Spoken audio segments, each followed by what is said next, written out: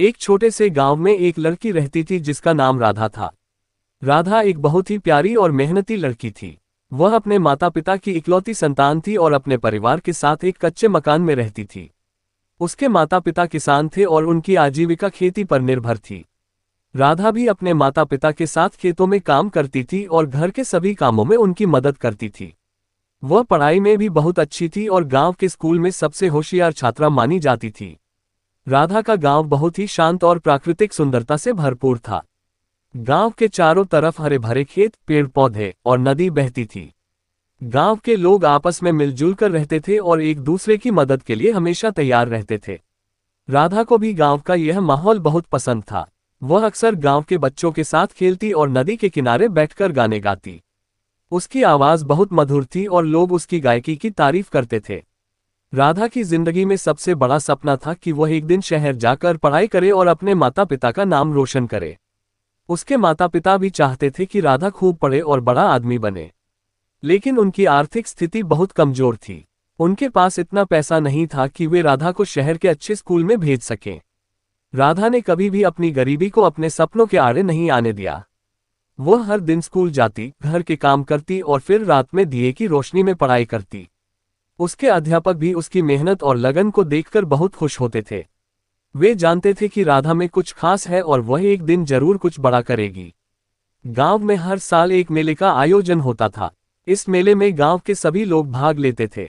मेला बहुत ही हर्षोल्लास के साथ मनाया जाता था और उसमें बहुत सारे खेल, प्रतियोगिताएं और सांस्कृतिक कार्यक्रम होते थे।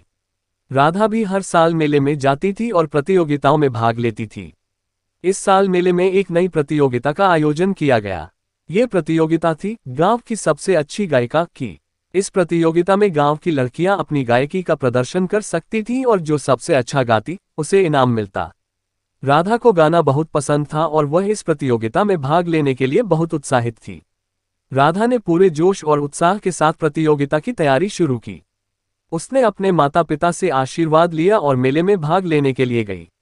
वहां बहुत सारी लड़कियां आई हुई थीं और सभी ने बहुत अच्छे से गाया। राधा की बारी आई तो उसने अपने दिल से गाना गाया। उसकी आवाज में जो सादगी और मिठास थी, उसने सभी का दिल जीत लिया। प्रतियोगिता के अंत में जब परिणाम घोषित किए गए तो राधा को गांव की सबसे अच्छी गायिका का खिताब मिला। उसे एक सुंदर ट्रॉफी और कुछ इनाम भी मिले। राधा की खुशी का ठिकाना नहीं था। उसके माता पिता भी बहुत गर्व महसूस कर रहे थे। गांव के सभी लोग राधा की तारीफ कर रहे थे और कह रहे थे कि उसने गांव का नाम रोशन किया है। इस जीत के बाद राधा के सपने को और भी पंख मिल गए। गांव के लोगों ने भी उसकी प्रतिभा को पहचाना और उसकी आगे की पढ़ाई के लिए चंदा इकट्ठा करना शुरू कर दिया। गांव के सरपंच ने भी राधा के सपनों को साकार करने के लिए अपनी तरफ से मदद का आश्वासन दिया। कुछ महीनों बाद राधा को एक अच्छे स्कूल में दाखिला मिल गया। उसने अपने गांव से विदाई ली और शहर में पढ़ाई करने चली गई। शहर में भी राधा ने अपने गांव का नाम रोशन किया। उसने मेहनत और लगन से पढ़ाई की और अच्छे अंक हासिल किए। वह अपने गांव के बच्चों के लिए एक प्रेरणा बन गई।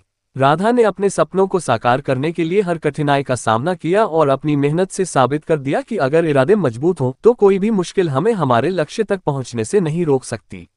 राधा की कहानी हमें ये सिखाती है कि चाहे कितनी भी कठिनाइयां हों, अगर हम मेहनत और लगन से अपने सपनों की ओर बढ़ें तो एक दिन सफलता जरूर मिलती है। इसके साथ ही ये कहानी यह भी बताती है कि अगर हम अपने गांव और समाज के सहयोग से आगे बढ़ें तो हम हर मुश्किल को पार कर सकते हैं और अपने परिवार और गांव का नाम रोशन कर सकते हैं।